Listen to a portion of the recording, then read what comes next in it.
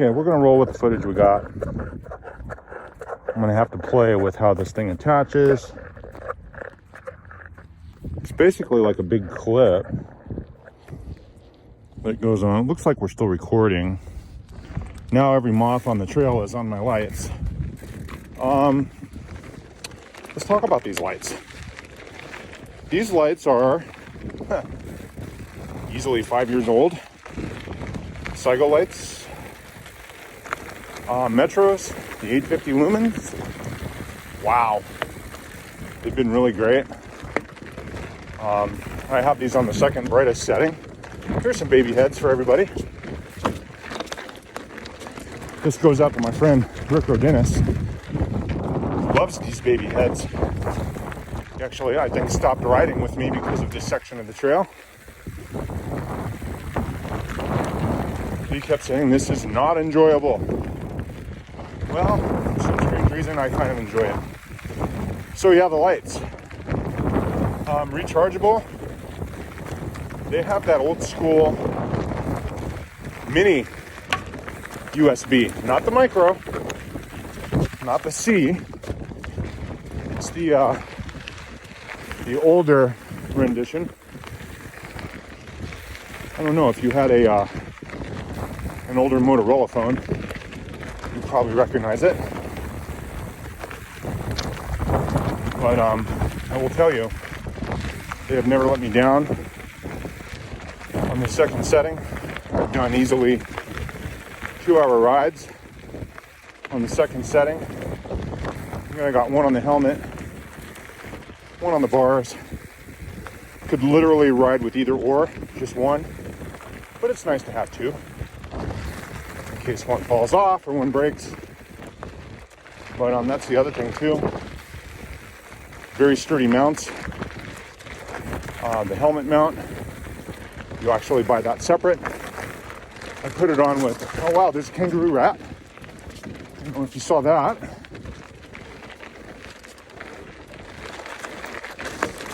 So, yeah, it is a sort of ramble as I go. I wonder if my owl's gonna be here on top of the tower.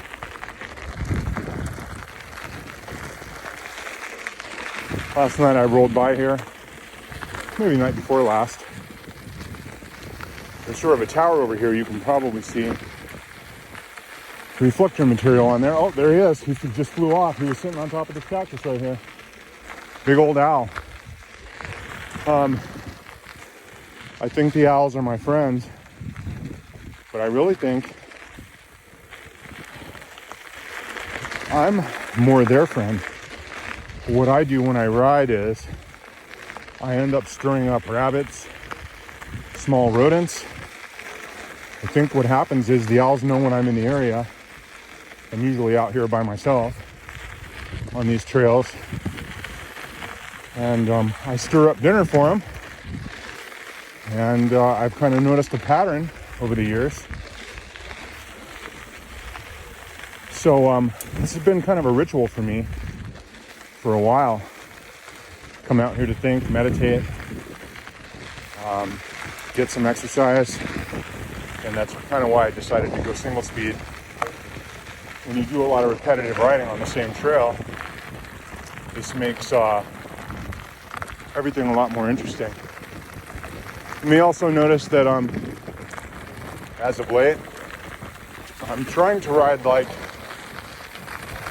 BMX style. And what I mean by that is I'm on the pedals the whole time, standing. Really working on balance, being able to grind up short climbs. Here goes a little wash. Again, the Honzo ESD makes very short work of any of this stuff.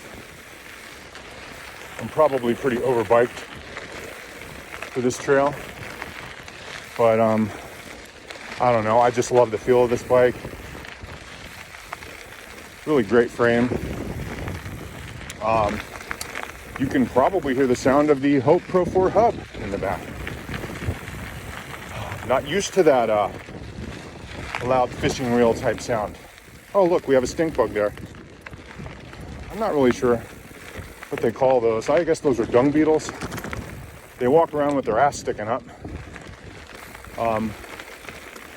They're usually all over. I do my best not to harm any of the wildlife, right down to the smaller bugs and whatnot, even though some of them are creepy. Had a centipede out here the other night. First time I've ever seen one. We'll probably run across a solpugid or two. Those things are insane looking. Camel spider. You don't see many people out here. Every so often, you run into a couple of strange people on the trail, walking around in the pitch black. Have no idea why. The mountain you can see in front of me here, with the light on top, that's North Mountain. That's to my left here, kind of right in front of the trail now. To my right is Shaw Butte. And this is the little valley in between, over there where all those lights are. You can see that. That's the Point Tapatio area. And that's that big main trailhead where they have a little visitor center. The parking lot that we left from in part one of the video is back near the old Citizens Church. I think it's called Redemption now. Right on the southwest corner of 7th Street and Thunderbird. If you look really close, you might even be able to see people hiking up North Mountain with their flashlights over there.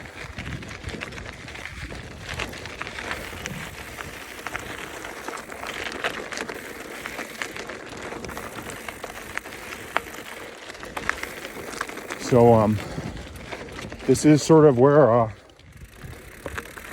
unwind, and I would call this my outlet.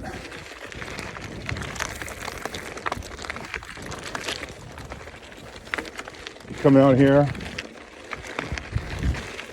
you put in some miles, and you feel a lot better. Stress removal. Although I will say, as of late, the air has been pretty crappy. We have all sorts of pollution advisories. You can actually taste the exhaust fumes, all depending on how hard you're breathing. So I'm sure that's probably really good for you. But it's what it is. And one of my favorite phrases, if you train in misery, you'll never be uncomfortable. And I've noticed this. The summers here have always been murder. I've never been a fan. Born and raised. I literally watch people melt. They're outside for just a couple of minutes and they're done. And because I do these night rides, and on the weekends I've been doing Pima and Dynamite.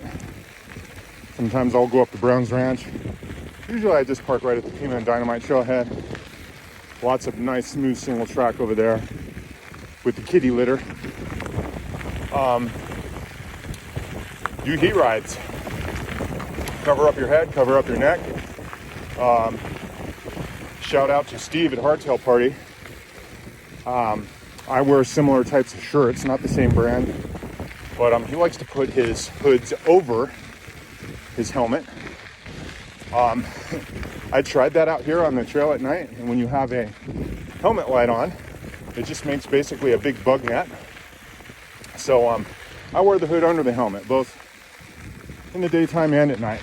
But I owe my endurance and heat to Steve, because he's kind of the one that showed me if you keep the tops of your ears covered, the back of your neck covered, and you're hydrated, you really have a lot more staying power when you're in the Arizona heat here. It does get pretty hot in Sedona as well. I would say on the wrong day, almost as hot as Phoenix. So, you know, we figured out what worked, kind of laid it down. So here we go. I know the ride was getting a little boring there, but it gets a little exciting. And I'm starting to see more and more trash on the trail, which is also something that kind of makes me slightly upset. People can't pack it out, they leave it. So here we go.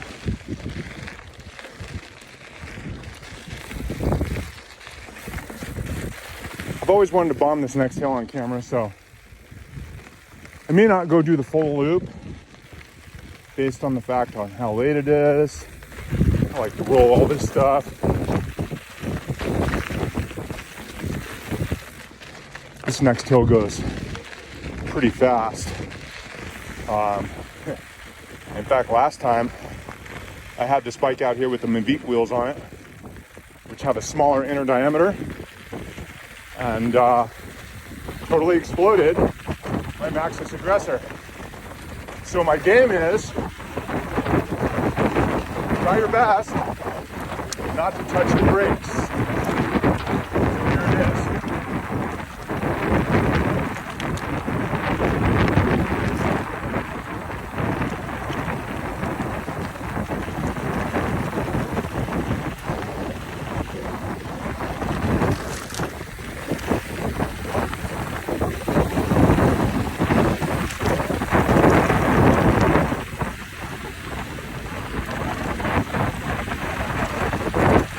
Okay, see if I can start talking to you a little bit more.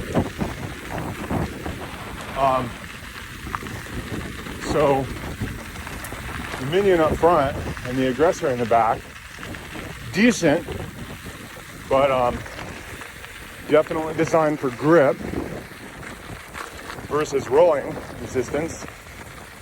They're 2.5s on these Raceface Arc 30s. Softer than the Mavics for sure, but it kind of takes some of the plump out of the top of the tire and makes the side knobs stick out a little bit more, which is kind of the more desired profile. So they don't really roll quite as fast. I will say when I have the Honzo ST, again, just to clarify, I'm on the ESD tonight.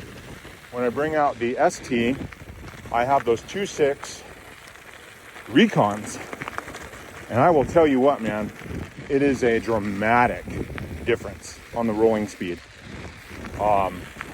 During the last part of that that descent there, and again, this is not anything steep or anything crazy. It's just very, very generic type of trail riding for a night ride and some good cardio.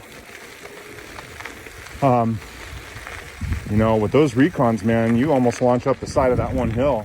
It's really hard to not use your brakes to make that final turn down to the slight right when you make that final descent.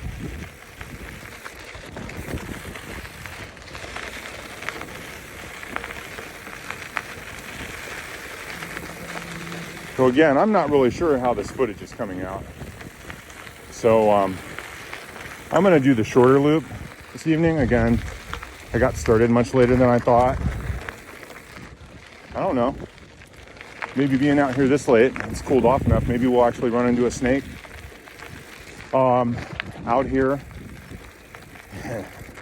I've called my channel Snake Hopper, man, because I've seen plenty up at Pima and Dynamite. But now that I'm looking for them all the time, I don't see them as often. Kind of ironic how that works. So here, again, Trail 100. See, this is just basically like right in the city. We're looking basically at Sunny Slope. There's some kind of colossal bug. Oh boy, one just hit me right in the eye. So yeah, I've only seen one here. Sidewinder. Not a very big one. And I've heard another.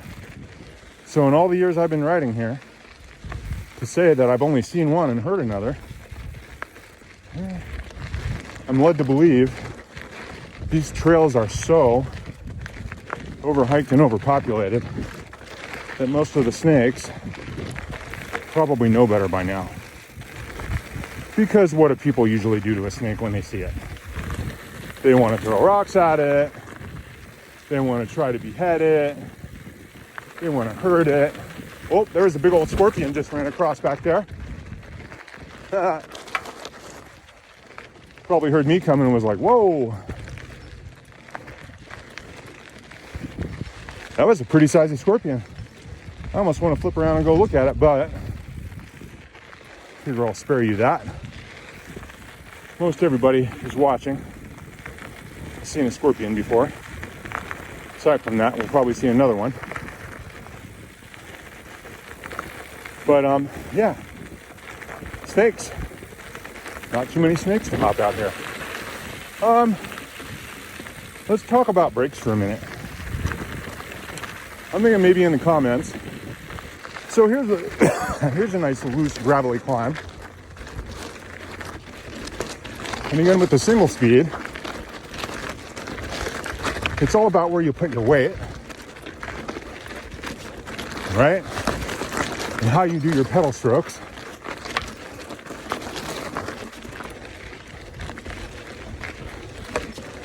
So, because I've ridden this trail so many times, I try to find the more challenging lines and ride over the sharper, bumpier rocks and whatnot. But yeah, the single speed, it's all about where you put your weight and how smooth you can make your circles. And you really can build up a technique for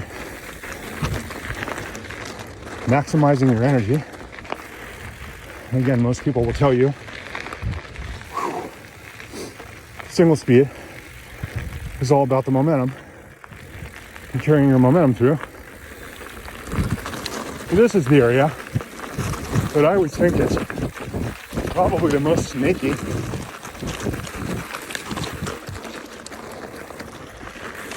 But I don't really ever see one.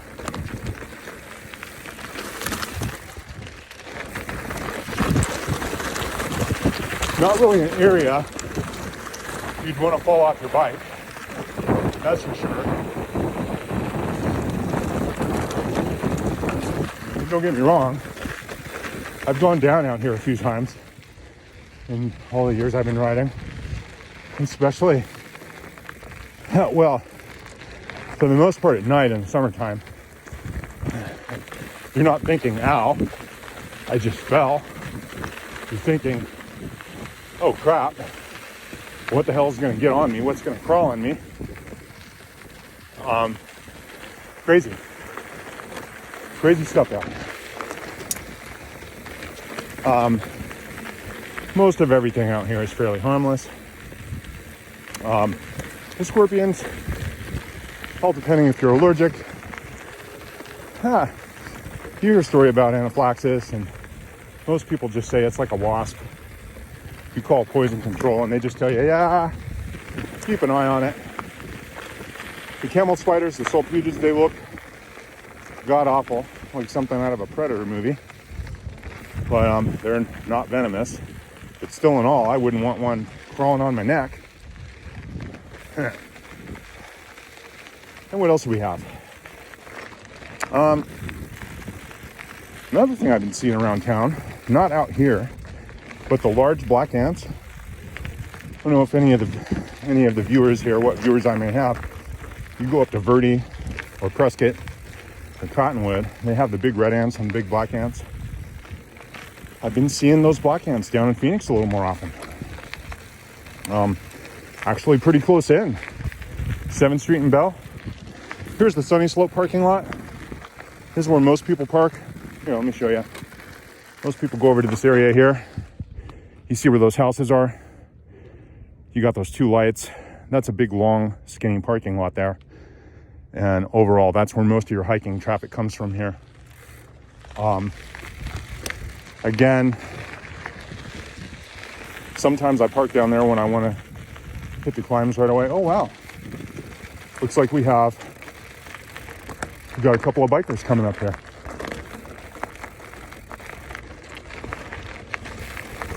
Let's see what we got.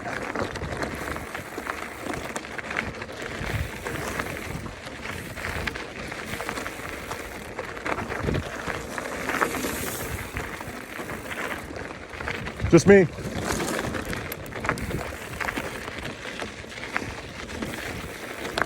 That's rare.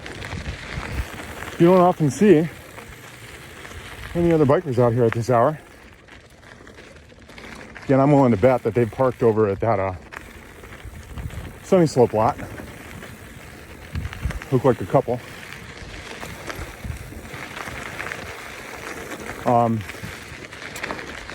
So yeah, I know that this is actually my first action video, so it may not be very exciting, but it's kind of cool for me.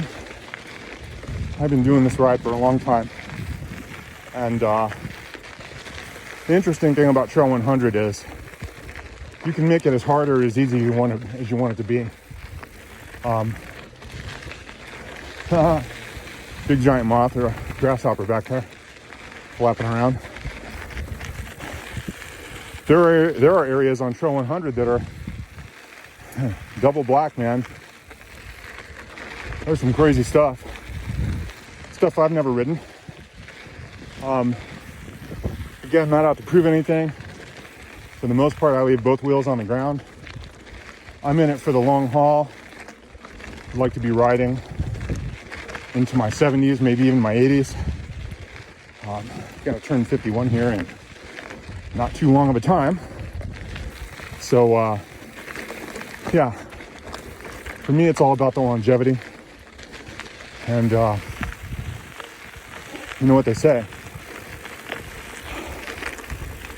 how does that go? You don't stop working out when you get old. You get old when you stop working out. This is my mainstay right here. I don't have a gym membership. I don't run. I don't swim. I don't really do anything else. Not really lifting any weights. Doing some upper body would be good.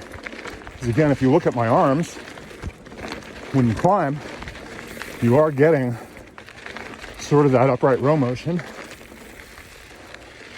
But as far as chest strength and shoulder strength, definitely could be improved. Most pro mountain bikers have a regimen.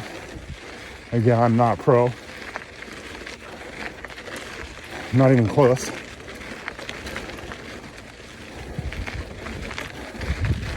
But I have built up a tolerance for being out of gears. And got both the bikes set up. Here we go.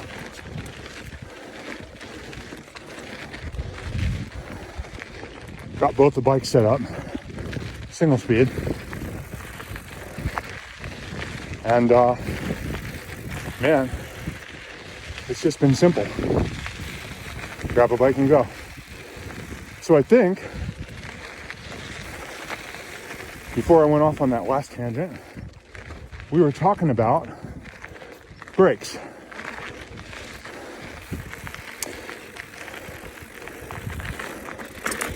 These are SRAM guides with that adjustable bite point.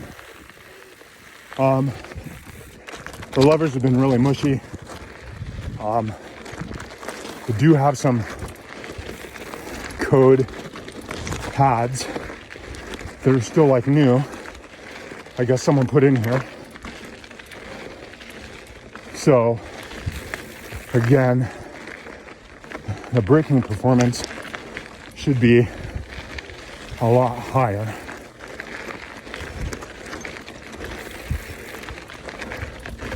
So here we go. I'm gonna slam up this wall here. and really pull the carbon out up here.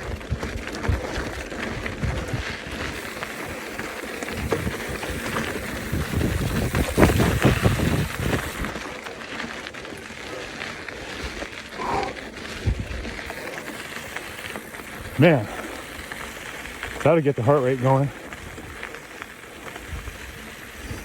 So yeah, I'm watching videos about SRAM, Shimano, Hayes, Magura, GRPE.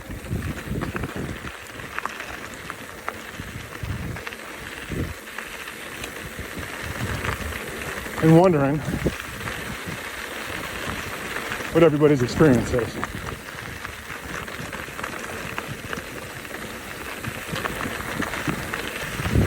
But mind you, I'm not doing downhill. I'm not doing anything too crazy. But I do feel like, here's an example. Here's the front brake. That's all the way buried to the bars. Don't really do much. I've roughed up the pads, roughed up the rotor, kind of adjusted the bite point.